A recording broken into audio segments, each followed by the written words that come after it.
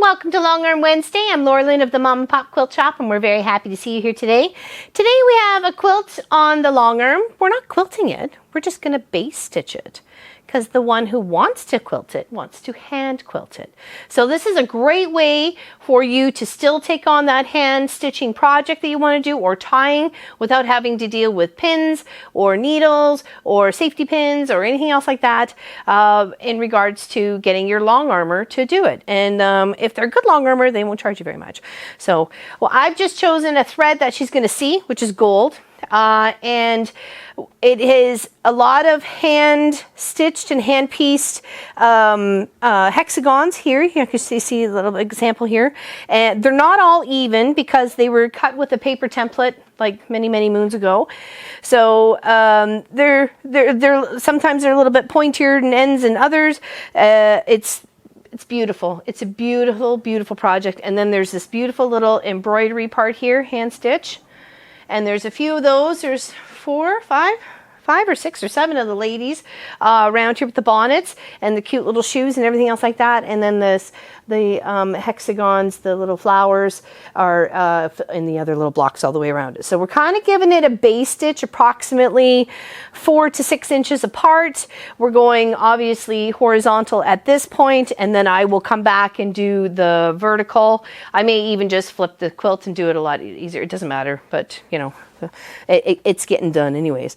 And so you want to use a big base stitch for this. I'm using 4.0 or 4.05, sorry, my mistake, 4.05.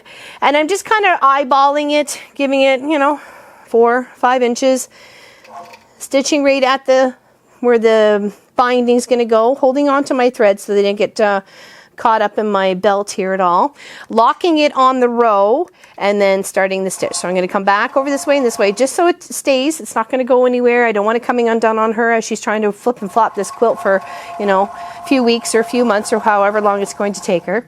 So, and I don't want to just go all willy-nilly, just go straight across, because I don't want this fabric to pucker, because we're just doing a base stitch. We're not using the machine to stitch out, so we just kind of make sure things are just going to lay flat. So nice and even, nothing's getting folded or tucked under or anything like that. Especially when it comes to the hexagons, we don't want to make sure any of these little seams here that are being sewn down, they're really close to the edge, which is fantastic, but we don't want any of those folding over, right? We want to make sure they lay nice and straight. Okay. So these squares will be about 4 or 5 inches apart once they get all done, the base stitch squares. Okay. And of course those little hexagon flowers are then stitched. Oops, see how that folded up there? We want to make sure that stays nice and flat. There we go. And they're just stitched down. They're just stitched down. And then just come straight off and back.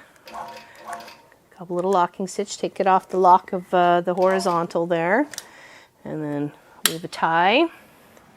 And of course you could come back the other way, but because I just want to make sure I'm going in the same direction, for some reason I just like going from left to right. So, but you could definitely come back the other way.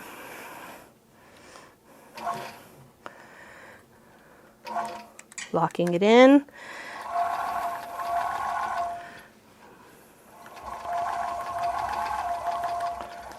Just making sure things are laying nice and flat.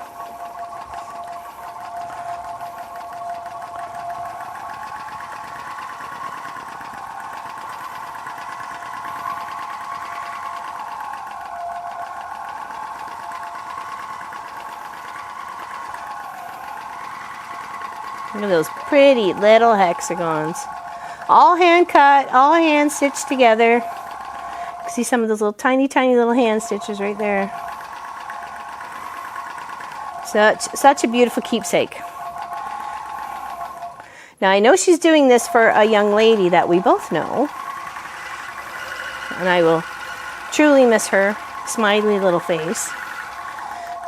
Because she always was a happy-go-lucky little munchkin. Especially when she chatted with me at crossing guard. So.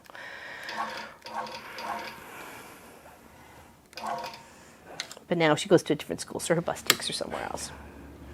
So, there we go. Now back over this way. Lovely. Look at all the beautiful little hexagons. All the different colors.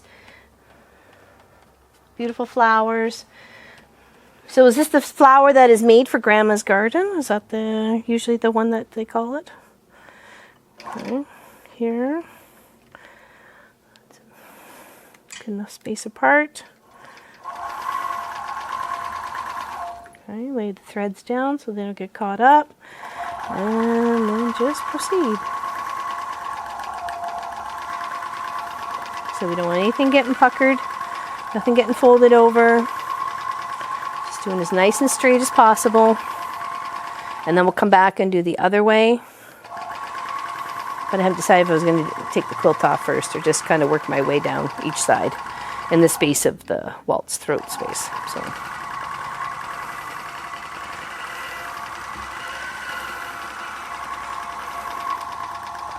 And because it's locked in, you can kind of try and make sure you're keeping the quilt nice and square as well, right? So, it's pretty little purple one. And pretty little yellow flowers.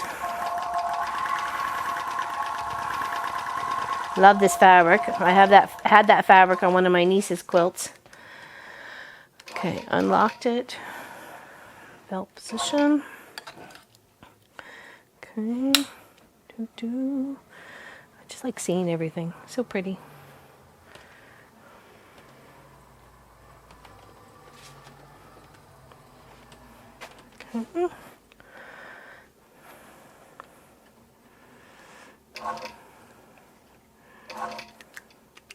Lock it in the row. The threads are up. They're not going to get caught in the belt at all. And then just slow and steady.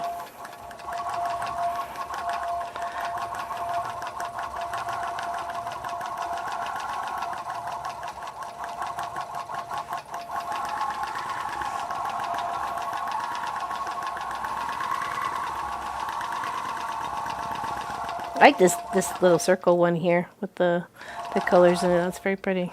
Okay, now this is stitched loosely, so I'm going to try and just do a little work in it so everything stays nice and taut within the flower center. There we go. Because we could have ended up with quite a little pucker there. Okay, so we just want to make sure it's laying flat.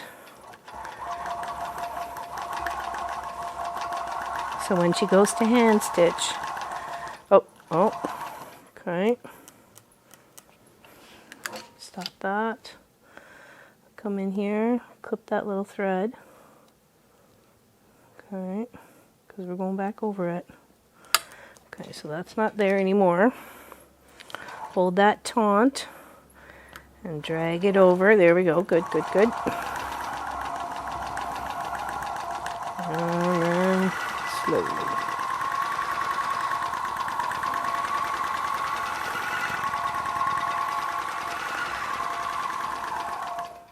Okay.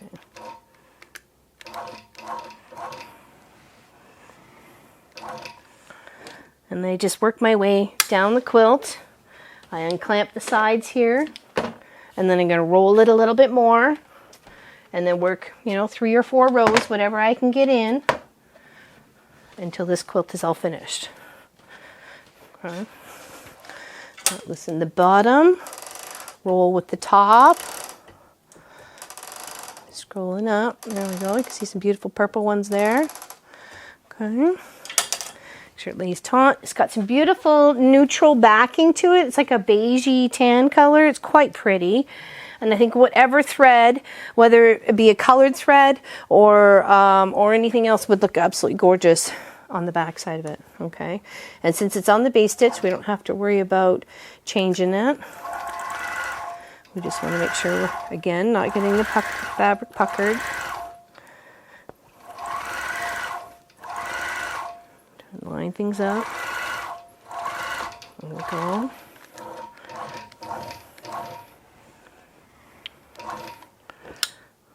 And then the other side, baste as well down the side before we continue. Pink one there, and a nice little yellow-black one here. Isn't that adorable? And then a green and a blue one over here. That's super cute. You can see a little bit of that red thread there. See if we can just kind of tuck it up under. Okay. Just kind of tuck it up under right where the red part is. Okay. If we can see it and fix it, then let's do it, right? So, okay, put the clamps over here. Okay. And stitch this side down. It's really close to the edge on this one, as you can tell.